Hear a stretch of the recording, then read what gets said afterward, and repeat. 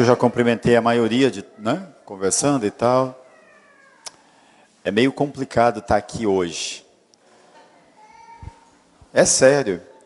Pode parecer que não, mas não é complicado pela palavra que nós vamos ler. Ela fala para a gente em toda e qualquer circunstância. Mas você tem aí um retiro com um tema específico, com um preletor que o Senhor escolheu para nós, né? Nos deu de presente, uma pessoa com um dom, né? Uma fluidez muito boa. E depois de tudo que o Senhor falou, a minha preocupação era, tem mais alguma coisa que eu precise, né? Eu tenha que falar? Porque muitas vezes no seminário, não sei se o Sérgio pegou na época dele, o pessoal falava de fazer nariz de cera.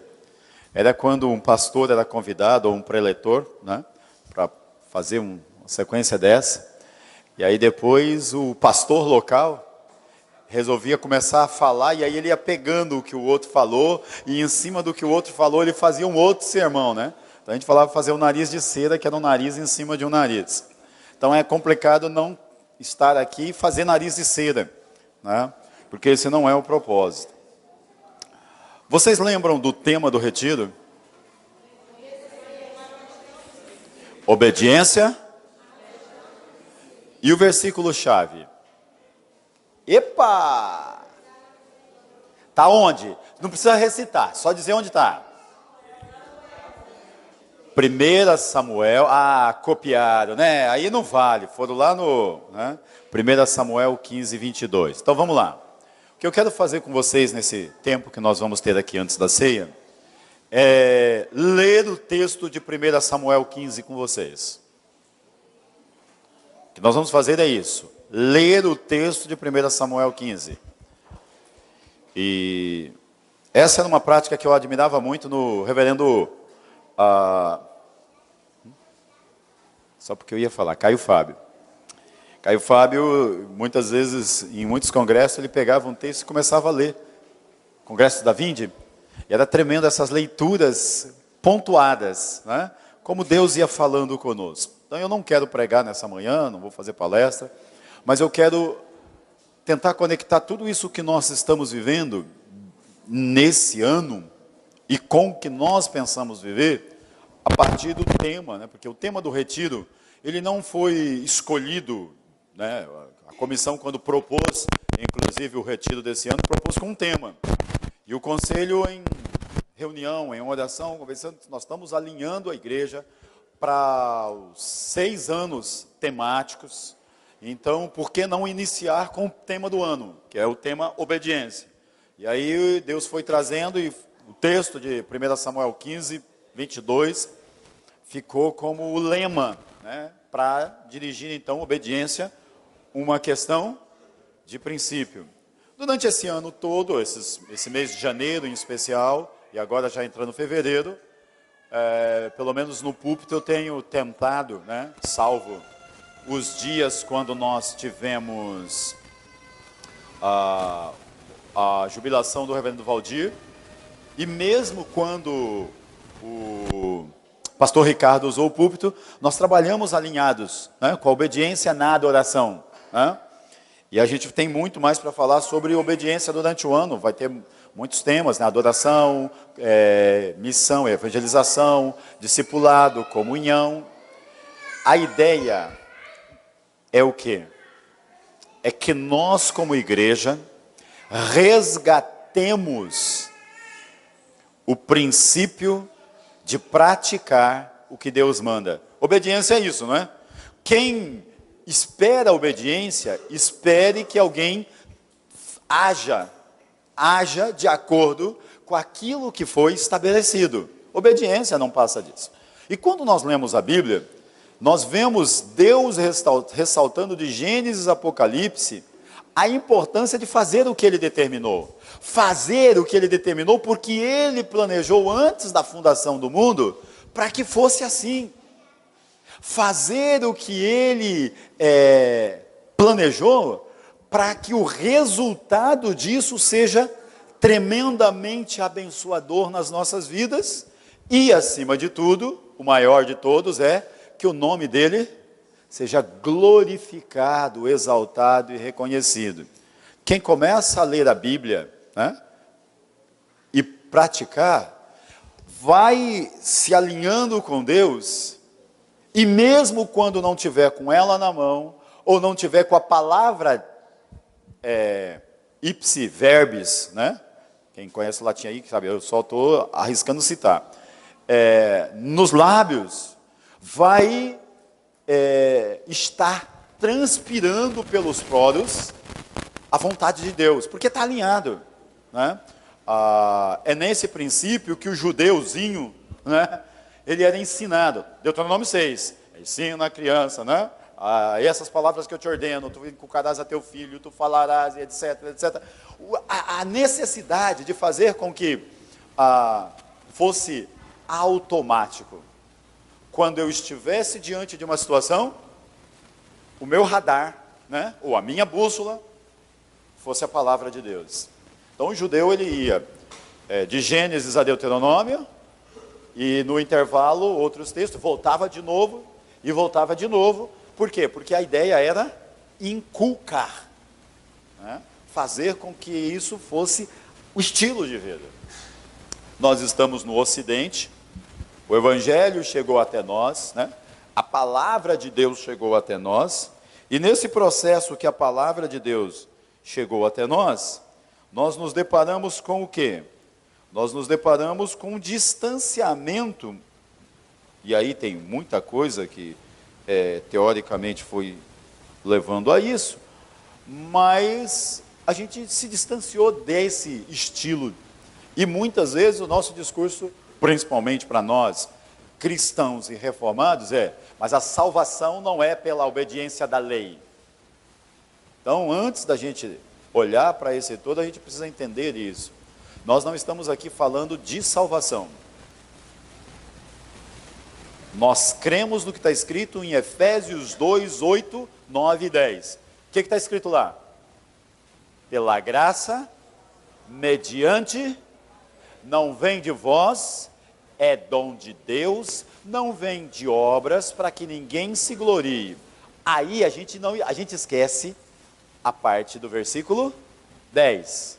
Pois somos feituras suas dele, criados em Cristo Jesus. E aí não tem como ser criado em Cristo Jesus sem não passar pela cruz. E aí, Romanos 10, né? Se com tua boca confessares a Jesus como Senhor, e em teu coração crer que Deus o ressuscitou de entre os mortos, será salvo. Então tem que passar por aí. Aí eles, somos feituras suas, criados em Cristo Jesus, para as boas obras. Então, aí é a prática. E nesta prática, quem define o que é boa obra? Não sou eu, é Ele. Então a obediência a Ele me faz um praticante dessas boas obras, das obras que agradam a Deus, das obras que constroem o projeto de Deus na cidade. Quando a gente olha para o texto que nós temos em mão, quando nós olhamos para esse texto, nós vemos muito claro, tem um contexto amplo, não dá para falar sobre ele, mas nós temos um rei, Saul. Deus não queria reis, o plano de Deus não era que Israel fosse governado por reis, o plano de Deus foram juízes. Depois de Moisés e Josué, o plano de Deus foram juízes. Os juízes julgariam segundo a orientação de Deus, e a palavra que Deus dá a Moisés no Êxodo, livro de Êxodo e no livro de Deuteronômio, é para orientar como os juízes deveriam julgar as pessoas no temor do Senhor. Mas o texto um pouco anterior a esse diz assim: mas Israel quis um rei. Por quê? Os filhos de Samuel, que seriam sucessores como juízes, estavam fazendo o que era mal ao Senhor. O povo, no meio da opressão, falava: melhor ter um rei, como as outras nações, pelo menos nós vamos resolver o nosso problema. Estou sendo muito simplório nessa análise disso, mas é isso que aconteceu. E aí o povo vai para Samuel, Samuel chateado demais vai para Deus, e Deus diz: não te preocupa, eles não estão te rejeitando, Samuel, eles estão rejeitando a mim. Então esse texto está dentro desse contexto. Vai lá, unge Saul, filho de Quis. Aí tem a narrativa, eu não vou ficar repetindo isso aqui para vocês. E nessa narrativa de Samuel ungir, O texto diz que Saul não se via, por mais que ele fosse, eu estou olhando meu irmãozinho aqui, né? Olha o tamanho do homem, né? Aí tal é ele, Giovanni, né? O Salomão também tem essa, Daniel tem essa estatura, Robson, né? Só que aí o Robson, se colocar do lado, ele vai ficar de lado, né? Não, é complicado, mas para colocar no parâmetro de homens grandes. Mas Saul ultrapassava todos os homens da sua geração do ombro para cima. Né? A cabeça do pessoal batia no ombro de Saul. O cara era, né, enorme. E um excelente guerreiro. Tanto que ele faz o que faz, ele derrota muitos inimigos de Israel. Deus escolhe ele, apesar de não querer, porque Deus vê nele alguém que tem o perfil para cumprir o papel do rei. E Deus faz isso. E esse texto que nós temos está no contexto do reinado de Saul.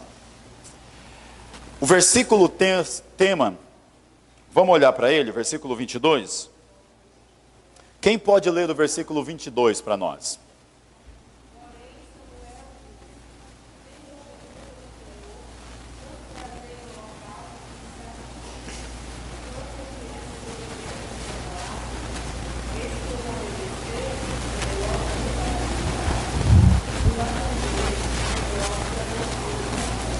Particularmente como essa frase, o obedecer é melhor que sacrificar. Tem uma história na minha vida, na minha relação com meus meninos, eu vou manter para essa leitura esse tema, obedecer é melhor que sacrificar. E aí eu quero só falar mais sobre isso e a gente começa a leitura. Veja só, quando fala em obedecer e sacrificar, tem dois simbolismos muito fortes aqui. Cumprir o que Deus faz, o que Deus manda, e executar rituais culticos, né, celebrações em nome da divindade, que o sacrificar representava isso. Nas nações ao redor de Israel, todos os cultos envolviam sacrifício, inclusive sacrifícios humanos. Israel faz os sacrifícios, né, e porque Deus determinou, você vai ler o livro de Levíticos, tem toda a descrição de como deveriam adorar a Deus, de como deveriam pedir perdão pelos pecados, né, purgar os seus pecados, de como deveriam celebrar em gratidão através de sacrifícios. Então a gente está falando aqui o rito, né, litúrgico, vamos assim dizer, que representaria o grande culto a Deus. A obediência, um estilo de vida diária, onde aquele que diz que serve a Deus está fazendo o que determina sua divindade a Deus. Então, estou estabelecendo dois parâmetros aqui. É nessa perspectiva que o texto está dizendo. É melhor obedecer do que sacrificar. Enquanto a gente vai olhar o livro de Amós, o livro de Miqueias, o próprio Isaías, alguns dos profetas menores, eles vão denunciar o quê? Por um acaso, eu estou requerendo, Deus falando através do profeta, que vocês venham para mim e tragam animais e sacrifiquem milhares de animais? Quem requereu isso na mão de vocês? Eu não consigo nem olhar para isso. E quem pediu para vocês cânticos? Deus abominando esse rito litúrgico que Ele próprio estabeleceu, mas por quê? Porque as mãos de vocês estão cheias de sangue, porque a ação de vocês é incoerente com esse rito que vocês estão falando. Aí lá Isaías 59, quando ele vai falar do jejum, o jejum que eu escolhi é que vocês desatem as ataduras, que vocês façam justiça, e aí ele vai trabalhar o princípio da prática dos mandamentos do Senhor, para que o culto, o ato litúrgico, e aí eu quero que vocês entendam, eu não estou aqui para colocar esse ou aquele, mas da perspectiva, uma coisa tem que estar ligada coerentemente com a outra. E o texto está nesse contexto. Vamos ler o texto? Então a primeira coisa eu quero que a gente dê uma olhada do versículo 1 até o versículo 11. Quem pode ler para nós?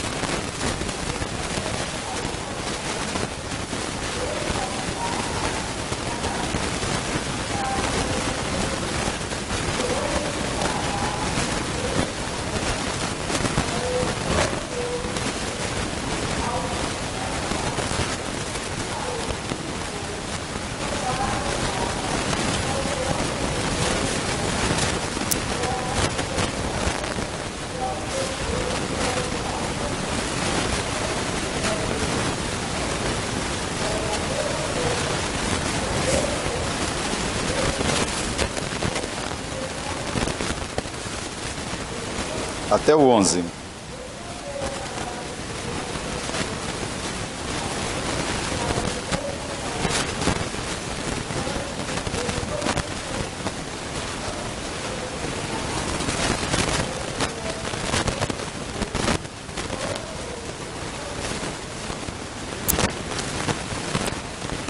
Nós temos um contexto nesses primeiros versos, que é o contexto do quê? Deus chama o profeta, o juiz, dá uma ordem para ele falar com o rei. Ele era o intermediário. Ele chega para o rei e diz: Deus escolheu destruir os amalequitas. Para nós, e esses dias eu estava ouvindo alguém falar, né? Olha, fulano não quer saber mais do Antigo Testamento, porque diz que o Deus do Antigo Testamento é um Deus sanguinário, né? Um Deus que manda matar. Que Deus é esse que manda matar criancinha, né? Que manda matar mulheres, né? Até os animaizinhos. O que os animais tinham a ver com isso, né? Que ele gosta de Deus do Novo Testamento, de Jesus, que é bondoso, que ama, que perdoa. Primeiro, não existem dois deuses. Só o Senhor é Deus, é Pai, Filho e Espírito Santo, mas só o Senhor é Deus. E toda vez, no texto bíblico, que o próprio Deus está determinando que algo ou alguém seja destruído, tem um contexto. Uma das coisas que a gente precisa perceber, e aí foi falado nesse sentido muito sobre isso, é a soberania de Deus. Deus bateu muito nesse quesito quando estava ministrando as músicas com a gente. Soberania de Deus, para nós a ideia de soberania é muito complicada, porque a gente vive numa pseudo-democracia, numa pseudo-liberdade, onde eu faço o que eu quero, escolho o que quero do jeito que quero. Quando a gente pensa em alguém que decide vida e morte, né? Que planeja tudo e que não adianta questioná-lo, que é o que ele quer que vai ser determinado, para a nossa realidade de sociedade, né, moderna, atual, isso é uma loucura. Só que se a gente não entender quem é Deus, aí sim a gente vai pensar que esse Deus é passional como a gente, que faz escolhas parciais. Mas quando a gente pensa na soberania de Deus, a gente tem que pensar que Deus, em suas qualidades, né,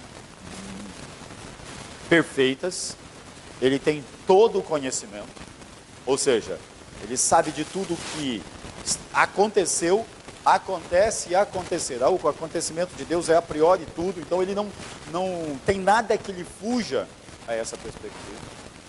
E do outro ponto de vista, esse conhecimento, quando ele age a partir dele, ele age com sabedoria, porque é aplicando o conhecimento que ele tem para o bem. E o princípio desse para o bem é, primeiro, a glória do nome dele. Então ele não macula, Deus não mistura com o mal, ele não aceita o mal, ele não envolve, ele não tem como ele fazer algo maligno para o bem.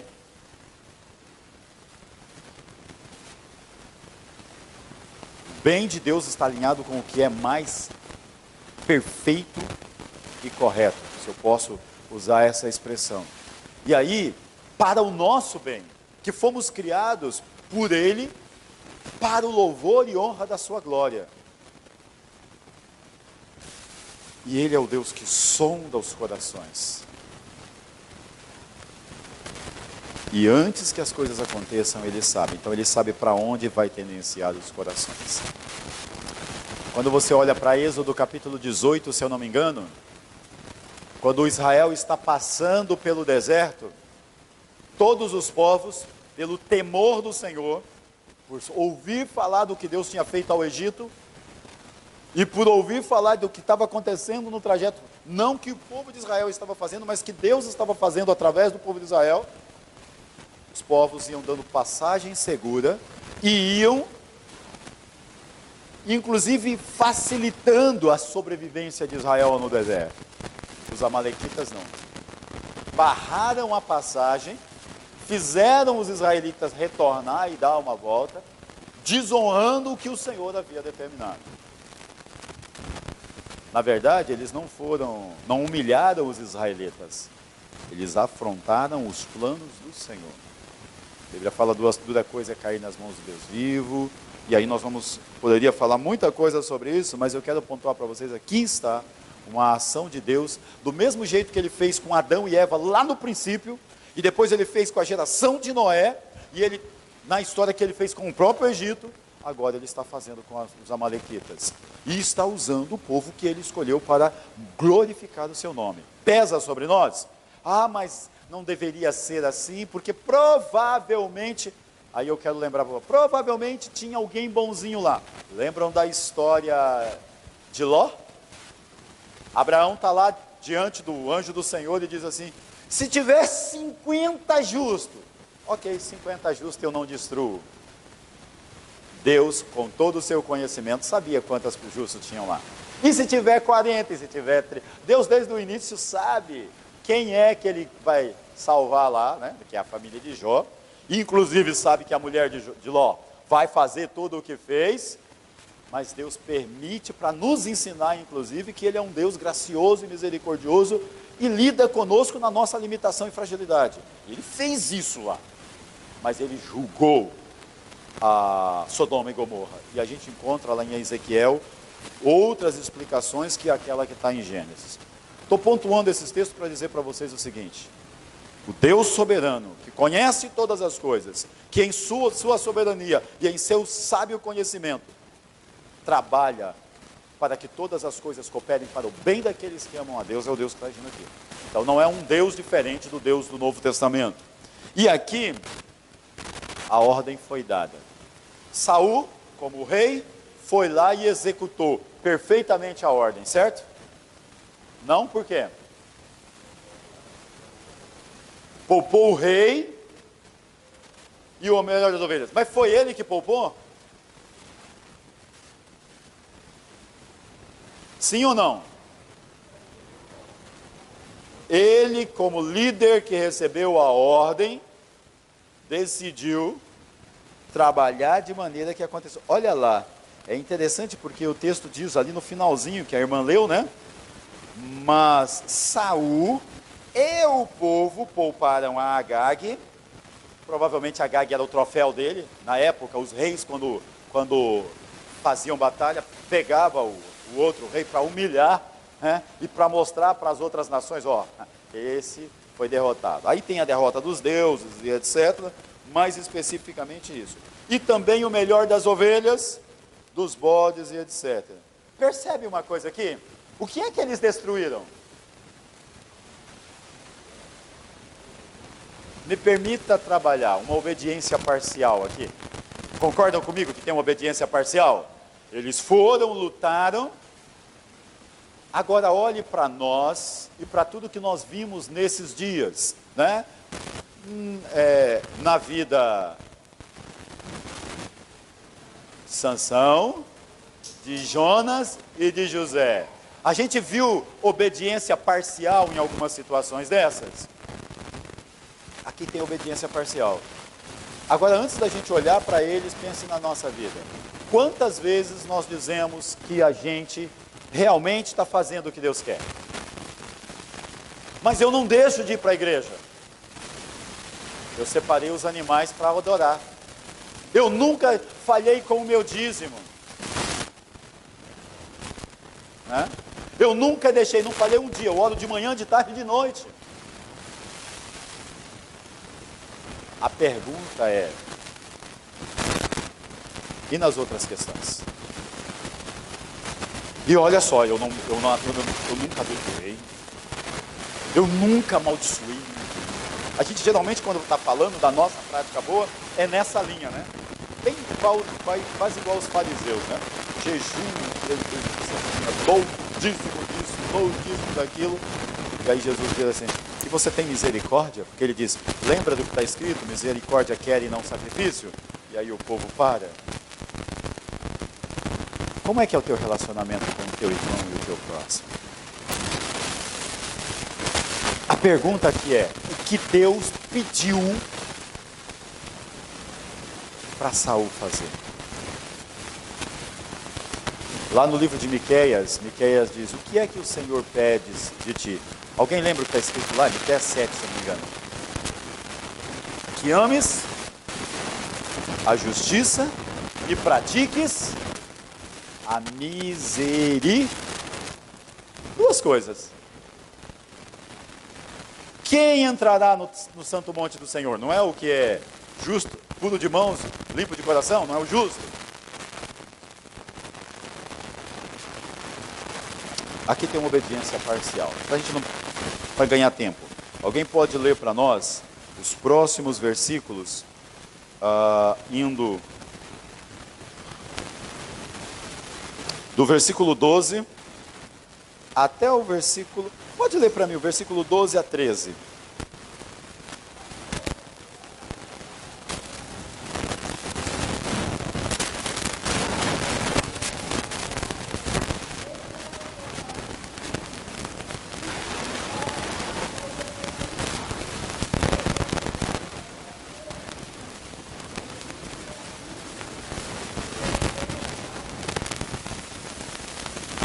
Uma obediência declarada.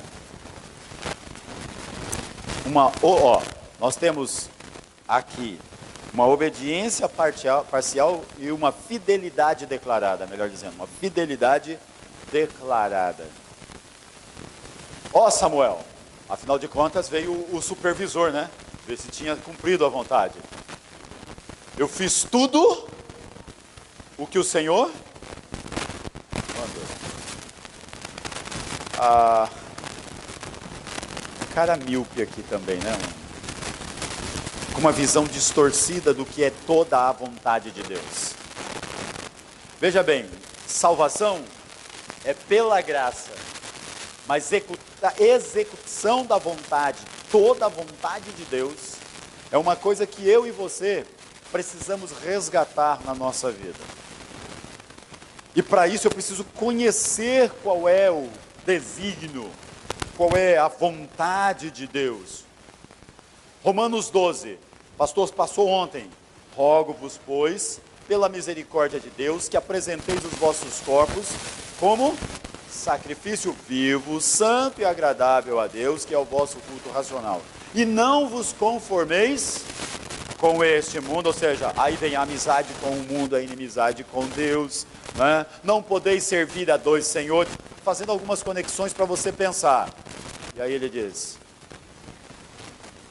e não vos conformeis com este mundo, mas transformai-vos pela renovação do vosso entendimento, da vossa mente, compreensão da vontade, para que experimenteis a boa.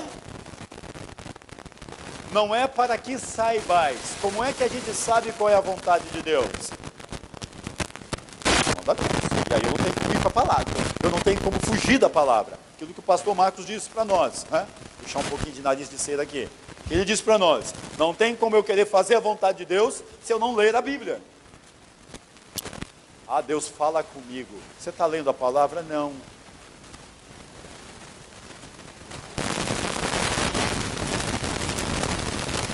Deus está falando comigo. Você está orando? Não.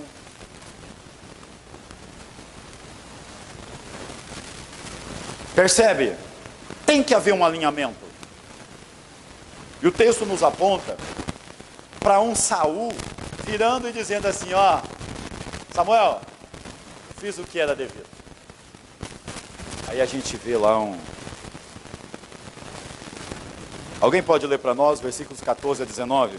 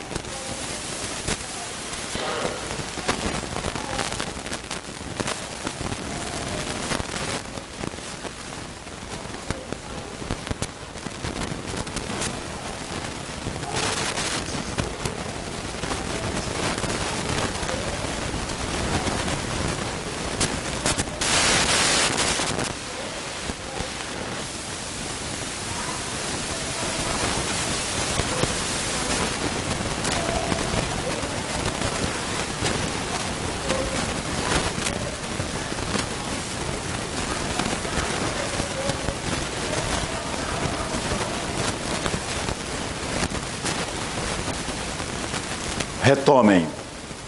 Samuel chega e Saul diz o quê? Primeiro, ele recebe uma ordem e pratica uma obediência parcial. Quando Samuel chega, ele deixa bem claro para Samuel: eu fiz tudo. Uma fidelidade declarada. Nós somos mestres em dizer: não, eu estou tentando, eu estou fazendo, né? Eu estou buscando. Estou mesmo. Mas aqui para mim é muito sério. E aí é o tratar de Deus. Pensa em Samuel como o próprio Deus usando, né? Deus chegando para nós, porque o profeta é a representação disso, colocando-nos diante do quê? Lembra de Adão? Onde estás, Adão? O Deus que sabe todas as coisas não sabia onde Adão estava? Lembra de Caim? Caim, cadê teu irmão? O Deus que sabe de todas as coisas não sabia onde Caim estava? Quando você odeia no seu coração, tu achas que Deus não sabe do sentimento que está passando? Quando tu planejas praticar o pecado e diz: ninguém vai ver, tu achas que teu Deus não está te vendo?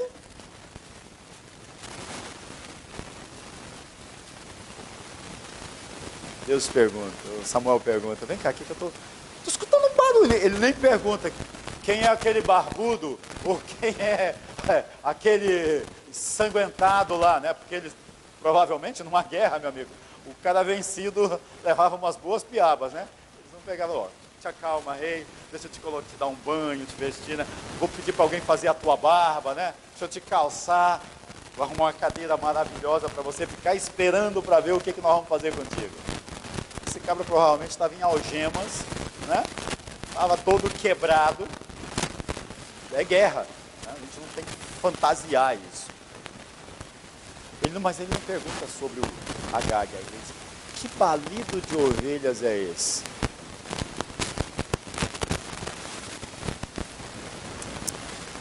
Alguém de vocês já passou por isso? Quem fez isso daqui? Ah, não sei. Não sei. Não, eu cheguei aqui e já estava assim. E por que a tua mão está suja? Já foi descoberto numa... né? É tão complicado ser exposto, né?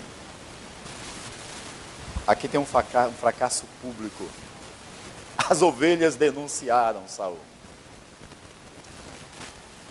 A Bíblia diz para nós, em João 1, que a luz se manifestou nas trevas, e as trevas não prevaleceram contra ela. Lá em 1 João, o próprio João que está falando isso no Evangelho, em 1 João ele diz que Deus é luz, e não há nele trevas nenhuma. Se dissermos que andamos na luz,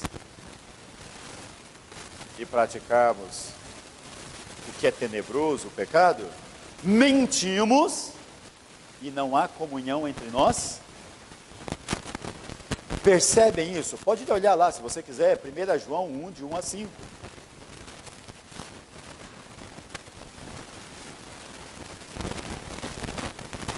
Verdades ou meias verdades declaradas diante de Deus não produz nada na nossa vida. Aí entra aquela questão de muitas vezes o nosso ritualismo religioso estar bombando, né? As pessoas estarem olhando para nós, né, aparentemente, e vendo que a gente está fazendo tudo certinho. Mas nós estamos colhendo frutos amargos e muitas vezes nem colhendo. Porque no dia a dia, né, nas quatro paredes, a nossa vida não condiz no coração com aquilo que nós declaramos. Cantar essas músicas todas aqui, gente, é muito fácil, né? Vencer a barreira que o pastor Marcos disse, né? Eu estava tentando, mas para mim também é difícil, né? Estou acostumado, fui ensinado que não devia dançar, não devia... Mas vencer isso é muito fácil. Você começa a conviver com quem faz, daqui a pouco você está fazendo.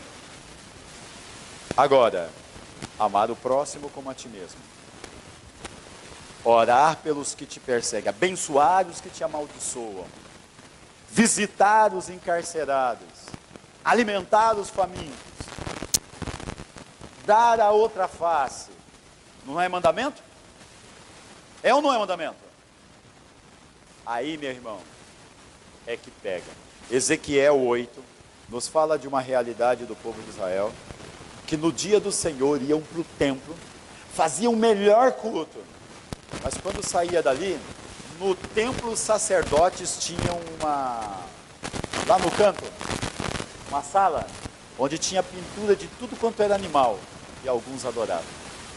Tinham uma imagem de uma deusa, que ficava bem do lado esquerdo, acho que era do templo. Lá as mulheres choravam a Tamuz. Ezequiel 8 vai falar sobre isso, e vai descrever uma prática idolátrica de Israel, que não era visível, não era... Quando você olhava para a nação adorava a Deus, no todo, a assembleia.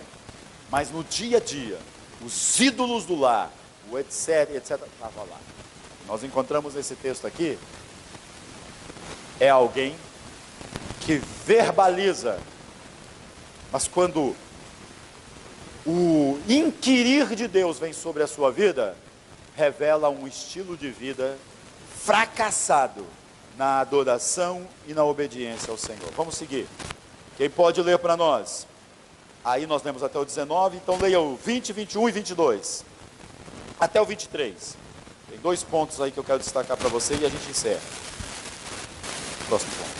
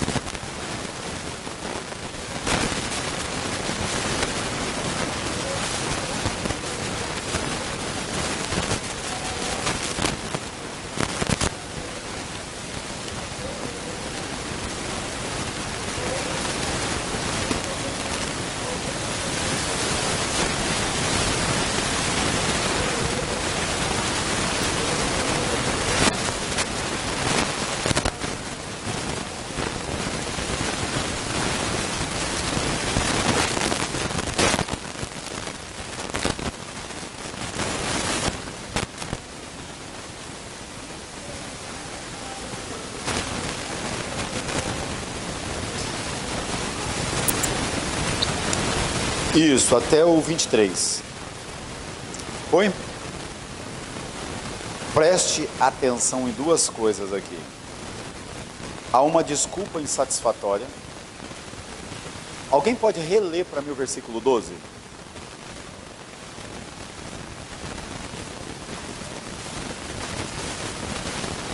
O 12.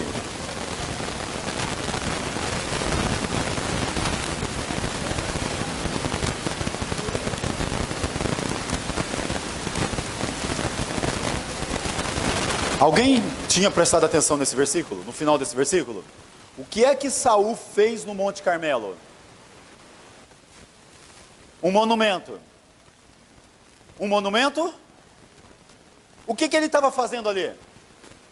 Exaltando a si mesmo. Saul estava posto rei para glorificar a quem, gente? Percebe que na prática de Saul já tem aí uma autossuficiência, um egoísmo.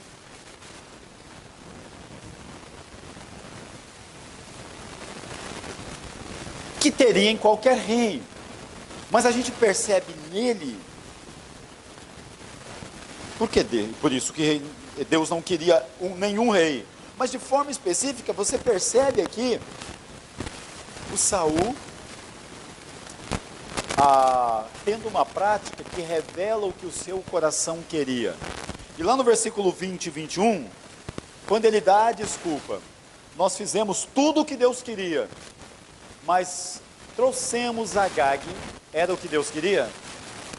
Era a vontade de quem? Do povo ou de Saul? Olhe para mim. O Agag é rei. Então é o rei Saul mostrando para a nação que ele é maior do que o rei Agag. Antes de você jogar pedra no Saul, pense em quantas vezes o teu coração Lembra? Até eu estava conversando com uma irmã, só abrindo um parênteses, e a gente estava falando daquela história, quando o pastor Marcos, né? Veja que eu estou, vez por outra voltando, né? Ela perguntou se no coração a gente não teria o desejo, né, de ver alguns cabras mortos, né? Humanamente falando, a gente precisa reconhecer que tem hora que a gente ouve algumas histórias aí, né?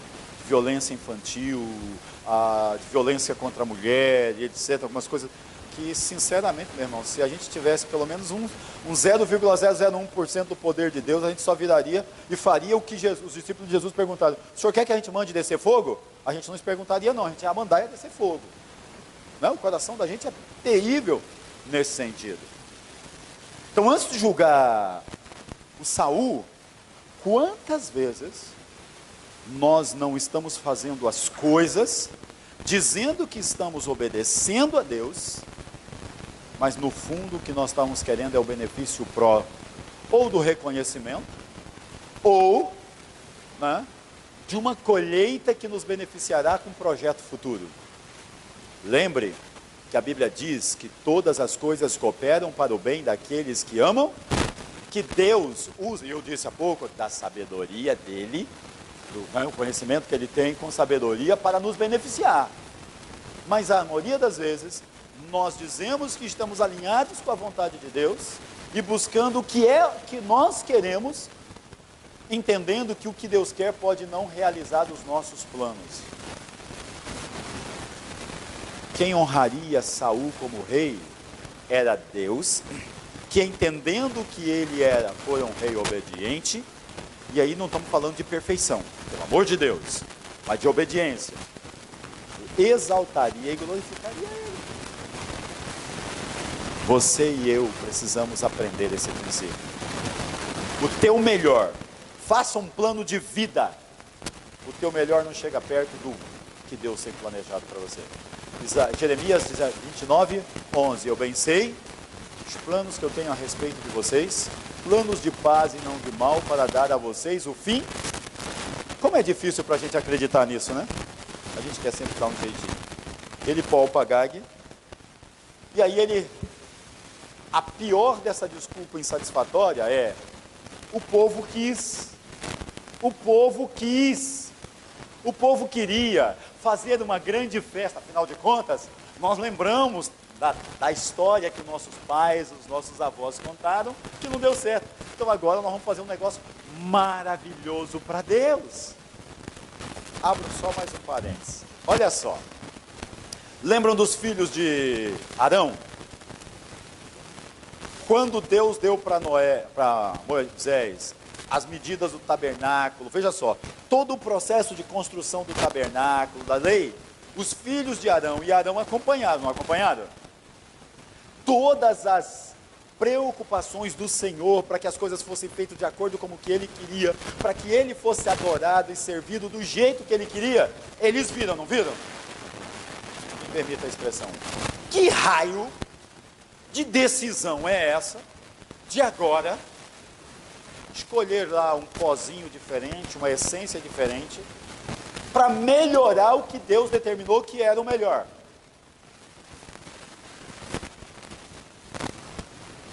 Não foi isso que eles fizeram? Não mudaram o aroma do incenso que era para ser queimado ao Senhor? Quem lembra o que aconteceu com eles?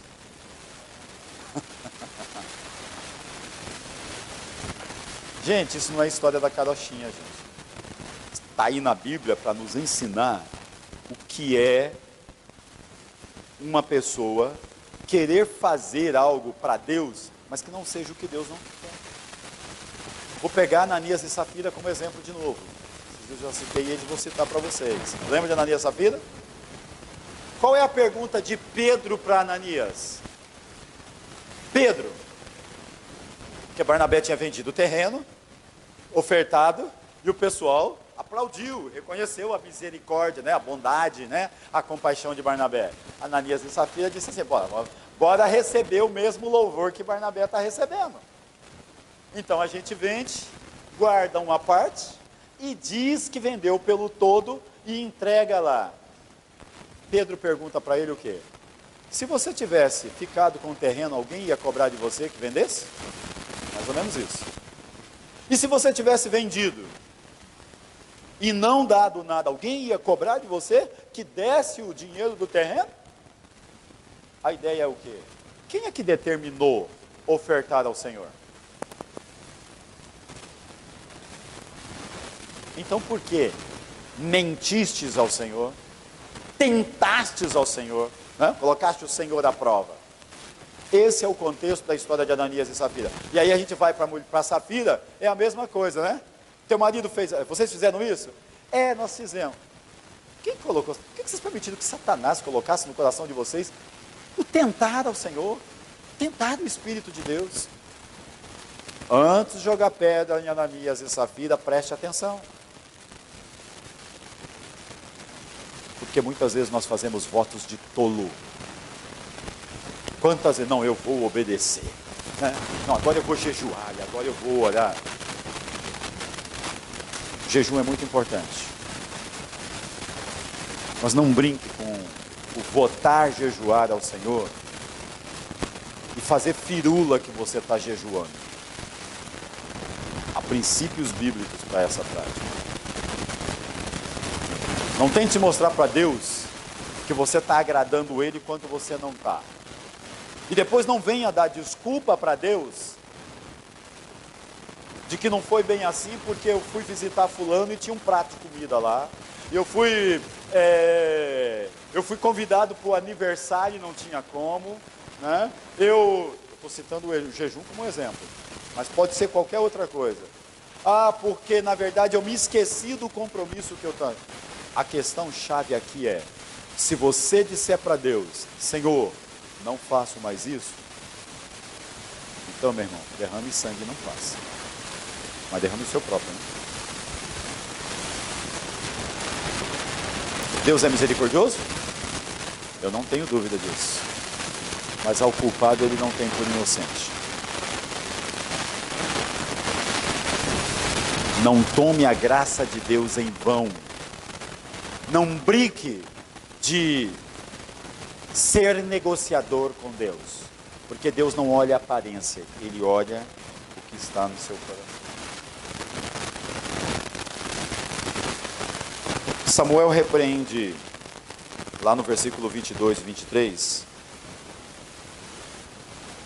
Saul, e aqui eu acho que é interessante para nós, para a gente fechar. Depois nós vamos ter um arrependimento fingido, e infelizmente a destruição dele predita. Qual é a repreensão de Samuel? Porque o pecado... Versículo 22, vai aí. Quem pode ler? Isso.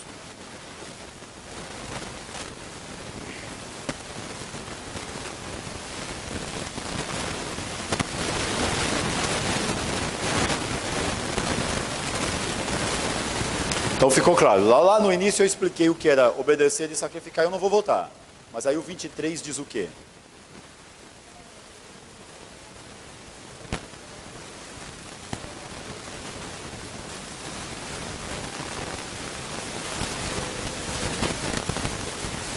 Porque a rebelião é como o pecado.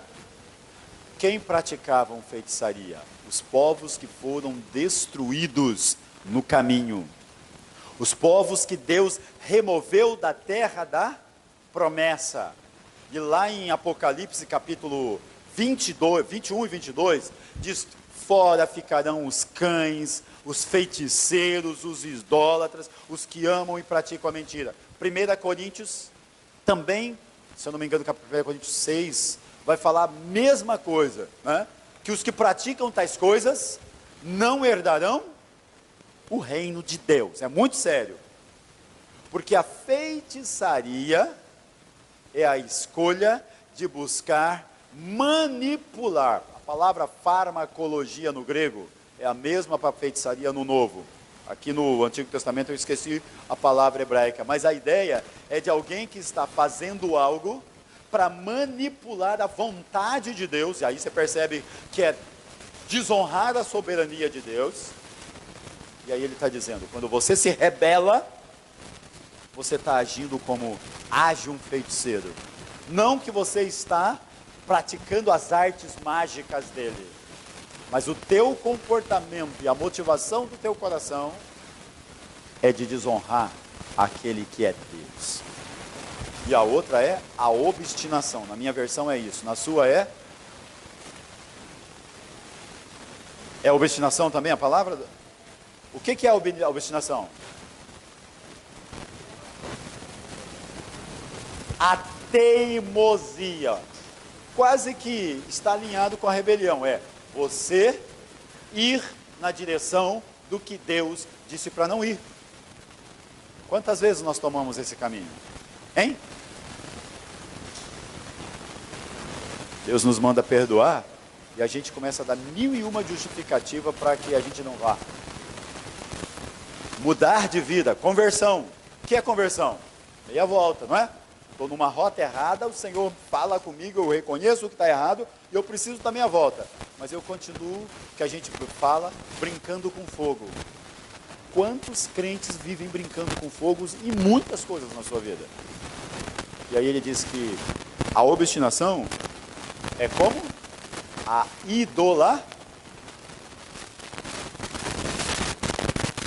arrogância. Achar que você pode fazer o que você não pode, né? Eu sou capaz disso. E por fim, ele diz, a prática do culto dos ídolos do lar. O que eram os ídolos do lar? Eram umas pequenas imagenzinhas. Labão tinha. Lembra quando Labão vem no encalço de Jacó, seus filhos e suas mulheres, e a briga de Jacó é porque os ídolos do lar. É a mesma coisa, está alinhado com a idolatria.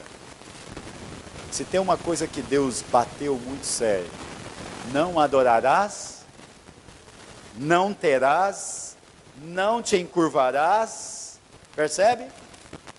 E ele diz que quem é arrogante age desse jeito. Irmãos e irmãs, eu não vou conseguir terminar o capítulo, né? A leitura, termina em casa. Saul tem um arrependimento fingido, quando ele percebe que Samuel não está mais alinhado com ele, porque Deus não está, ele diz, por favor, vai comigo. Ele chega a rasgar as vestes sacerdotais, o símbolo da autoridade que Samuel tinha, tentando manter Samuel com ele. Mas, veja só, rapidamente, Samuel, Deus rompe com Saul, por conta disso. Samuel rompe com Saul. Os anciãos, que eram os líderes das tribos, rompem com Saul. E por fim, o povo rompe com Saul. E aí vai surgir a unção de Davi. Esse texto nos ensina o quê? Ou nós estamos 100% com Deus, ou a gente pode até nos enganar. Nós podemos até nos enganarmos com ritos religiosos. Mas isso não quer dizer que Deus está sendo honrado, e se Deus não está sendo honrado, você não receberá os benefícios da graça. Não estou falando de salvação, estou falando de um estilo de vida de alguém, e agora nós estamos aqui diante da mesa. Queria muito que você pensasse nisso. Você perde o benefício do que essa mesa representa. O que representa a mesa do Senhor para nós? A comunhão nossa com Deus. Mais importante é praticar o culto, rito litúrgico, ou ter comunhão com Deus? Eu posso, através do meu rito litúrgico, ter comunhão com Deus, e eu devo. Mas a prioridade, o princípio fundamental é a minha comunhão com Deus. E a comunhão com Deus eu consigo através do que Cristo conquistou para mim na cruz, amém? Mas, a partir da comunhão com Deus, eu tenho um desafio para fora, que é o meu testemunho. Quando você comer do pão, e quando você beber do cálice, o que você faz? Anuncia a morte do Senhor até que Ele... O que é que eu estou testemunhando quando eu sou desobediente, quando eu sou arrogante, quando eu sou manipulador? O que é que eu estou testemunhando? Paulo diz, examine-se o homem a si mesmo e assim coma do pão e beba do cálice. Por quê? Quem come sem discernir essa comunhão de aliança com Deus através da cruz de Cristo, a morte de Cristo, o sacrifício dele na cruz, e a comunhão com o irmão, com o próximo, através da ressurreição, da nova vida, onde nós estamos mortos para o pecado, vivemos para Deus, e fomos colocados na família de Deus e chamados seus filhos, não porque merecemos, mas pelo que Deus fez por nós. E por fim, o compromisso de, no meio desse mundo tenebroso, anunciar que Deus é Deus, que Deus nos ama, e que Deus tem um plano para as nossas vidas. Como é que eu vou fazer isso, se a minha vida não denota isso? Obediência? Uma questão? Porque é o que norteia a nossa vida. Você não é salvo porque você guardou os mandamentos, mas você guarda os mandamentos, porque o Senhor te chamou, te salvou, te resgatou, para viver o estilo de vida dele no mundo. 2018 está em andamento, nós já estamos no meio do segundo mês do ano. Mas Deus te chamou esse ano para aprender a obedecer em todos os princípios. Cante toda vez que aparecer uma música sobre obediência. Leia a Bíblia sobre obediência. Mas decida obedecer mais que sacrificar. Ou obedecer e sacrificar. Obedecer através do sacrifício. Porque senão, todo rito religioso que nós fazemos não passa de aparência. Vamos fechar os nossos olhos?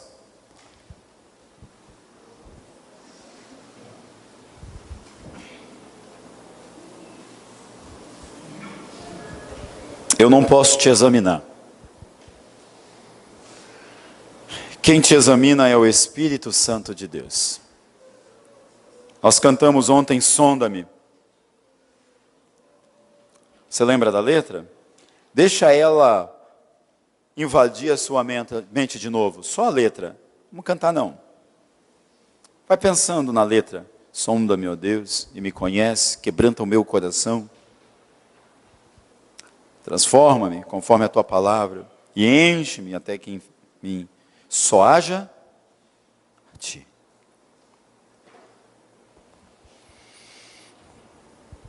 Há algo no teu viver diário que faz com que você se aproxime desta mesa com o coração em paz, sabendo que você fez uma aliança com Deus e você, pelo poder do Espírito Santo, caminha nos passos da obediência? Ou ao sondar os dias passados, você percebe que você está muito próximo de Saul, fazendo um monte de justificativa de que a carne é fraca, de que você está fazendo, olha, coisas boas, não estou fazendo aquilo, mas aquilo outro eu estou fazendo bem demais. O que o Senhor pediu de você? Andes no teu caminho, guardes a justiça e ames a misericórdia.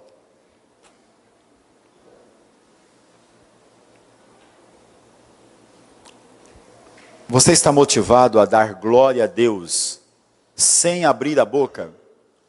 As pessoas olharem para você e reconhecer que você é filho, é filha de Deus e que realmente o que Deus quer governa a tua vida? Começa a orar aí. Derrama teu coração no altar do Senhor. Pede para Ele te purificar. Ele trabalhar as áreas do seu coração.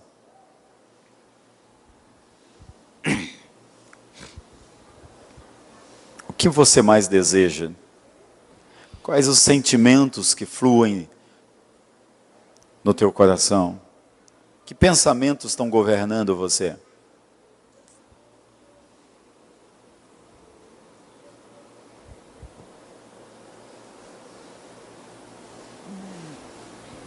Se preciso, lembre daquela canção antiga e faz isso. Eu quero ser, Senhor amado. Faz dela uma oração, como um vaso nas mãos do oleiro. Quebra a minha vida.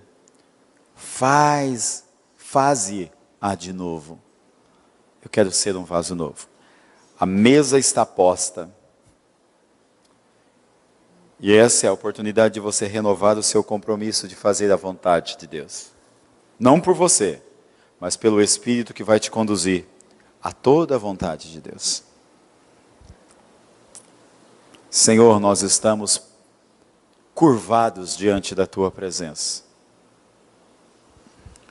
Lemos a Tua palavra e nela nós vimos que nós não podemos ser como Saul.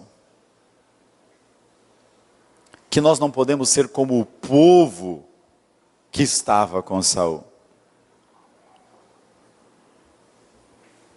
Mas que nós devemos entender a Tua vontade para nós, buscar, discernir, entender, obedecer aos Teus comandos para as nossas vidas em cada área.